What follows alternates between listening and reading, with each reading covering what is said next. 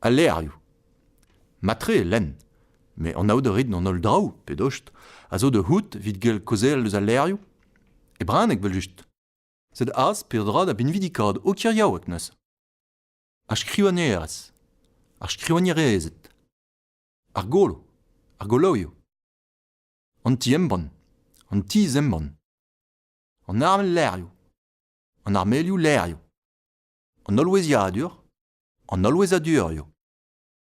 Kof al ler, kofou al lerioù. Ar giriadur, ar giriadurioù. Ar romon, ar romanchou.